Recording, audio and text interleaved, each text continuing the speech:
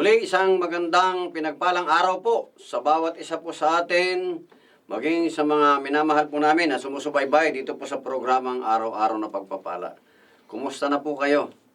Tayo po muna ay dumulog sa pagkainan ng palalanginan ng ating napakabuting Diyos.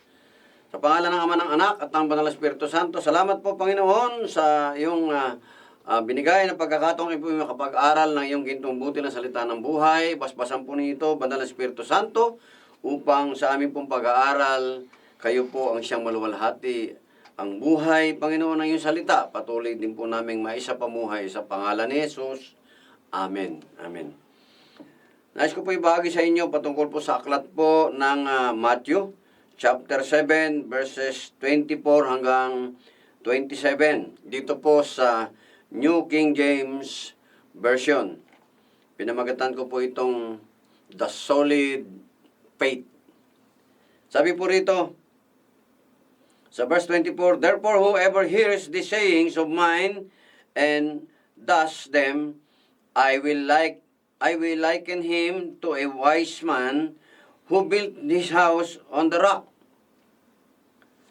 And the rain descended, and the floods came, and the winds blew and beat on that house, and it did not fail, for it was founded on the rock."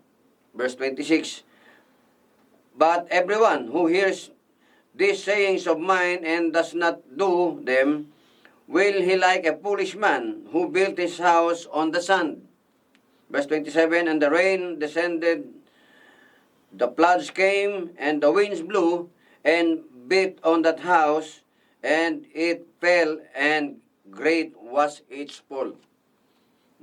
Yun po ang nakakalungkot. Nagtayo daw po ng bahay sa ibabaw ng buhanginan ay yun po, madaling nawasak nung dumating ang mga matinding bagyo.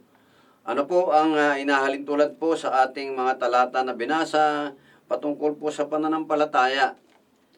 Kung ito po ay hindi po nasasalig sa Panginoon, ito po ay katulad ng pagtatayo ng bahay sa ibabaw daw po ng buhanginan. Subalit kung ito ay nasasalig sa ating Panginoon, tayo daw po ay isang mabuting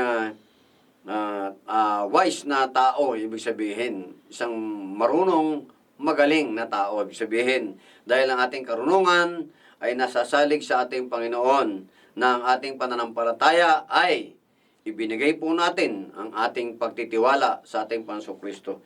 Ang ibig sabihin po sa ating mga buhay na pinagdadaanan, mga problema, mga patuloy na maging karamdaman, well, of course, natural po yan eh. Kahit po tayo nakakilala sa Panginoon, may mga dilubyo sa buhay. Mapalad nga po tayo dahil doon po sa aklat din po, no? Doon po sa yung kasama niya po, ang mga disipulo sa isang bangka, natakot po sila dahil yung lakas ng bagyo. Natutulog po ang Panginoon, tinutulugan lang po ng Panginoon ng bagyo dahil hindi siya naapektuhan ng bagyo. Subalit, wala po, no? Natakot po sila. Kaya sabi ng Panginoon, naliliit ng inyong pananampalataya. Kaya po ang nais po ng Panginoon, ng ating pananampalataya, ay sa Kanya po natin ipagkatiwala yung ating pagtitiwala at pananampalataya. Noong ano man ang dumating sa ating buhay na may bibigat na mga pagsubok, mga problema, lagi po nating iisipin, aasahan, kasama natin ang Diyos. Hindi tayo pababayaan, hindi niya tayo iiwan.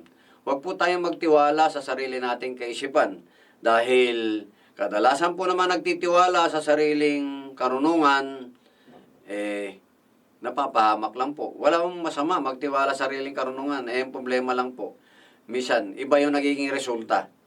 Kaya kung nagtitiwala po tayo ng lubos at tunay sa ating Panginoon, ating pananampalataya ay nasasalig sa ating Panginoon, ang sabi niya po, tayo daw po ay mga taong matalino na nagtayo ng bahay sa ibabaw ng bato. At ang bato na tinutukoy rito, walang dilit iba kundi ang ating Panginoon Kristo. Makakaasa po tayo na sa ating pang-araw-araw na buhay, tayo po, bagamat may pagsubok, tayo pa rin ay mananagumpay. Tayo po'y manalangin. Salamat po mabuting Diyos sa iyong kabutihan, sa iyong katapatan, sa iyong salita na pinagpala mo, Panginoon. Na kami nga po ay magtayo o magbigay ng katatagan ng pananampalataya sa iyo lamang, Panginoon, upang na sa gayon, sa araw-araw ng mga pagsubok na dumarating sa aming buhay, na siyang sumisimbolo ng bagyo, kami po ay mananatiling nakatayo. Matatag ang aming pananampalataya dahil ang aming pananampalataya ay nakatayo nga po sa ibabaw ng bato na walang dilitiba kundi kayo, Panginoon Kristo. Salamat po, pagpalain niyo po ang bawat isa, maging ang mga nanonood, patuloy itong araw-araw na pagpapala, ano man ang kanyang pangailangan, kayo po magkakaloob, kayo pong kakatagpo sa kanyang kauhawan, sa mga pangailangan niya po, maging sa pagdidili-dili, pagninilay-nilay ng inyong banal na salita. Kayong maluwalhati sa pangalan ni Jesus. Amen. Amen. Maraming salamat po. Hanggang sa muli. Bye-bye.